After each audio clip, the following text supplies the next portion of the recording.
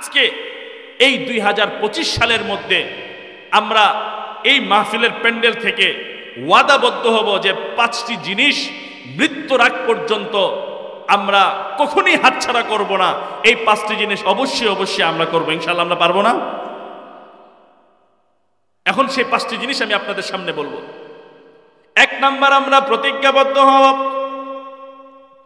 আজকে থেকে নিয়ে যারা প্রাপ্তবয়স্ক যুবক, প্রাপ্তবয়স্ক ব্যক্তি আছেন এবং যারা প্রাপ্তবয়স্ক যুবক যুবতী আছেন, মা বোনেরা আছেন, মৃত্যুর আগ পর্যন্ত কোনদিন কোন নামাজ আমরা কাজা দিব না। বিশেষ করে 5 ওয়াক্ত নামাজ, 5 ওয়াক্ত নামাজ ওয়াক্ত মতো আদায় করব। অসুস্থ সেটা ভিন্ন কথা, কিন্তু কখনো কোনদিন 5 ওয়াক্ত নামাজ কাজা দিব না। পারবো না ইনশাআল্লাহ? আল্লাহর হাবিব সাল্লাল্লাহু আলাইহি ওয়াসাল্লাম বলেন, যদি কোনো আদম সন্তান 5 ওয়াক্ত নামাজ সে যদি ভালো মতো পড়তে পারেন, তাহলে তাকে আল্লাহ তাআলা দুনিয়ার মধ্যেই পুরস্কার দান করবেন। সুবহানাল্লাহ। 1 নাম্বার পুরস্কার, আল্লাহ তাআলা তার থেকে যত ধরনের অসচ্ছলতা আছে, যত ধরনের জীবনের সংকীর্ণতা আছে, আল্লাহ তাআলা তার জীবনের সমস্ত সংকীর্ণতাকে দূর করে দিবেন। 2 নাম্বার পুরস্কার আল্লাহ তাআলা দান করবেন,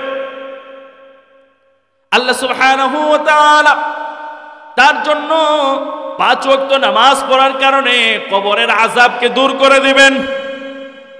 3 নাম্বার, আল্লাহ তাআলা তাকে পুলসিরাত বিদ্যুৎ গতিতে পার করার তৌফিক দান করবেন।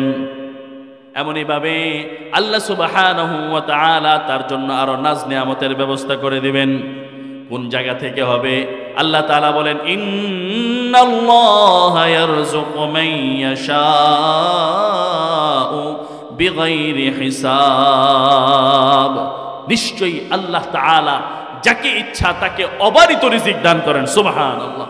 রিজিক নিয়ে কোনো টেনশন আপনার করতে হবে না, জীবনের সংকীর্ণতা নিয়ে কোনো টেনশন করতে হবে না। বিদ্যুৎ গতিতে আপনি কি করবেন? আপনার বুরাক বিদ্যুৎ গতিতে আপনি পার হয়ে যাবেন পুলসিরাত। কবরের আযাব আপনার হবে না, আপনার জন্য নাজ নিয়ামতের ব্যবস্থা থাকবে। দুনিয়ার মধ্যে কোনো ধরনের সংকীর্ণ মন নিয়ে আপনি থাকবেন না, সচ্ছল মন নিয়ে আপনি কি করবেন? দুনিয়াতে বিচরণ করবেন। 5 ওয়াক্ত নামাজ যদি আপনি পড়তে পারেন, আরো অনেক পুরস্কার হাদিসের মধ্যে পাওয়া যায়। এটা আমরা ওয়াদাবদ্ধ হব। 2 নাম্বার, আমরা ওয়াদাবদ্ধ হব আজকে থেকে কখনোই কোনোদিন হারাম কোনো কাজ করব না, কোনো ধরনের হারাম ব্যবসা বাণিজ্য করব না, সুদ খাব না, সুদ দিব না, মানুষকে ঠকিয়ে কোনো ধরনের জমি দখলদারিত্ব করব না, ভাইয়ের হক মেরে খাবো না, বোনের হক মেরে খাবো না, প্রতিবেশীর হক মেরে খাবো না, এবং কি যত ধরনের হারাম বিষয় আছে সমস্ত হারাম বিষয় থেকে বেঁচে থাকবো। যদি তোমরা যুবক আমার কথা শুনে থাকো, তাহলে আজকে থেকে প্রতিজ্ঞাবদ্ধ হও কোনো অবৈধ সম্পর্ক আমরা রাখবো না। আর যারা যুবতী আছি তারাও আমরা প্রতিজ্ঞাবদ্ধ হই কোনো দিন অবৈধ সম্পর্ক কোনো ছেলের সাথে আমরা রাখবো না।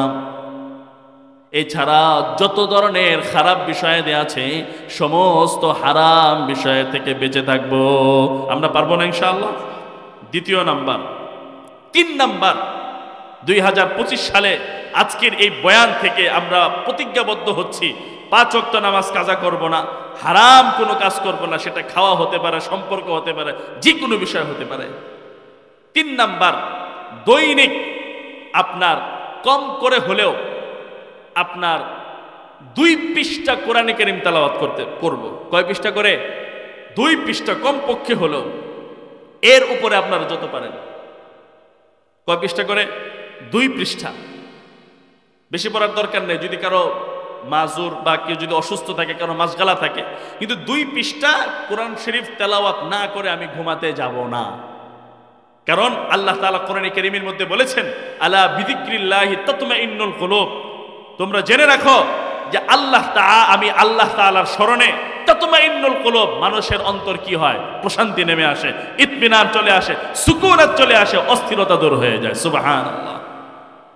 আর সবচেয়ে শ্রেষ্ঠ জিকির হচ্ছে কি আফজালুজ যিকরি তিলাওয়াতুল কোরআন, আল্লাহ তাআলার কোরআনে কারীমের তেলাওয়াত। এছাড়াও আরো যত জিকির আছে সেটাও করতে পারেন।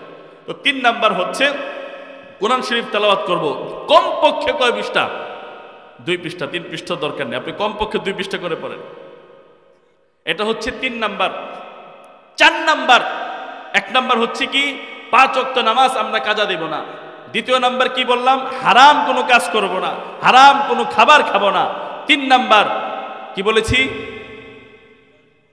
দৈনিক কমপক্ষে 2 পৃষ্ঠা করে হলো আমরা কি করব? কোরআন শরীফ তেলাওয়াত করব। 4 নাম্বার যেটা আমরা করব সেটা হচ্ছে কখনো কোনো মানুষের প্রতি কখনো খারাপ ধারণা রাখবো না। কোনো মানুষের প্রতি কি রাখবো না? খারাপ ধারণা রাখবো না। দেখুন এখানে একটা প্রশ্ন আসে, তাহলে বলবে যে হুজুর, প্রশ্ন আসতে পারে যে জালেম তার বিরুদ্ধেও কি আমরা খারাপ ধারণা রাখবো না? আল্লাহ রাসূল সাল্লাল্লাহু আলাইহি ওয়াসাল্লাম হাদিসে পাকের মধ্যে বলেন যে উনসুর আখাকা জালিমান আও মাজলুমান, যে তুমি তোমার ভাই চাই সে জালেম হোক অথবা মাজলুম হোক, তাকে তুমি কি করো? সাহায্য করো। সাহাবায়ে কেরামরা আরজ করলেন, ইয়া রাসূলুল্লাহ, মাজলুমকে সাহায্য করব, নির্যাতিত ব্যক্তিকে সাহায্য করব সেটা বুঝলাম, কিন্তু জালেমকে আবার কিভাবে সাহায্য করব? একটা প্রশ্ন আসে না? আপনার প্রতিবেশী যদি জালেম হয় তারে কি সাহায্য করতে পারবেন? একটা প্রশ্ন আসে। আল্লাহ রাসূল বলেন যে জালেমকে সাহায্য করার অর্থ হচ্ছে জালেমকে তার জুলুম করা থেকে বিরত রাখতে হবে, এটাই হচ্ছে জালেমকে সাহায্য করা। জালেমকে জুলুম করার কি দিবে না? সুযোগ দিবে না। মানুষের প্রতি ভালো ধারণা রাখতে হবে। সর্বশেষ যেটা করতে হবে, খালেস দিলে আল্লাহ তাআলার নিকট তওবা করতে হবে। খালেস দিলে কি করতে হবে? আল্লাহ তাআলার নিকট তওবা করতে হবে। এই 5টা জিনিস। 1 নাম্বার কি বললাম? 5 ওয়াক্ত নামাজ তাকবীর ওলার সাথে পড়তে হবে। যারা বাসা বাড়িতে মা বোনেরা আছেন ওয়াক্ত মতো নামাজ পড়বেন। 2 নাম্বার কি বললাম? হারাম কোনো কাজ, হারাম কোনো খাবার ভক্ষণ করা যাবে না। 3 নাম্বার কি বললাম? দৈনিক 2 পৃষ্ঠা করে হলো কি করতে হবে? কোরআন শরীফ তেলাওয়াত করতে হবে। 4 নাম্বার সকলের প্রতি ভালো ধারণা রাখতে হবে। জালেমকে সকলের প্রতি ভালো ধারণা রাখতে হবে। যে নাকি চোর, যে খারাপ, যে সন্ত্রাস, তার প্রতি কি রাখতে হবে? ভালো রাখতে হবে, এই আশায় তাকে ভালো করার জন্য। 5 নাম্বার তওবা করতে হবে। আমরা তওবা করতে পারবো না? সহি তওবার জন্য শর্ত কয়টা? সহি তওবার জন্য শর্ত কয়টা? মূল হচ্ছে হলো 3টা। কয়টা? 3টা। এর সাথে আরেকটা যোগ করে 4টা করা হয়। 1 নাম্বার সহি তওবার জন্য শর্ত, সেটা কি? সেটা হচ্ছে আমাকে অনুতপ্ত এবং লজ্জিত হতে হবে, অনুতপ্ত হতে হবে। তওবা করলাম, অনুতপ্ততা আমার মধ্যে নাই, তাহলে সেটা তওবার অন্তর্ভুক্ত হবে না। অনুতপ্ত হতে হবে। 2 নাম্বার, যেই গুনাহটা করতেছে, যেই গুনাহের তওবা করতেছে সেটা এখন থেকেই ছেড়ে দিতে হবে। অন্তরের মধ্যে এটা রাখা যাবে না যে ভবিষ্যতে সুযোগ পেলে এটা আমি করব। তাহলে যেই গুনাহটা করতেছি এর জন্য অনুতপ্ত হতে হবে, সহি তওবার জন্য শর্ত।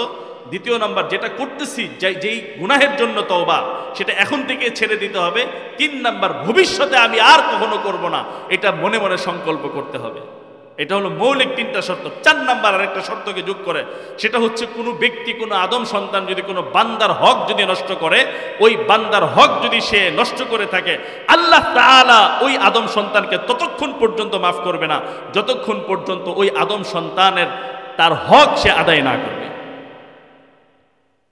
এই 4টি হক যদি কোনো ব্যক্তি সঠিকভাবে আঞ্জাম দিয়ে তওবা করতে পারে, তখনই আল্লাহ তাআলা তার তওবা কবুল করবেন।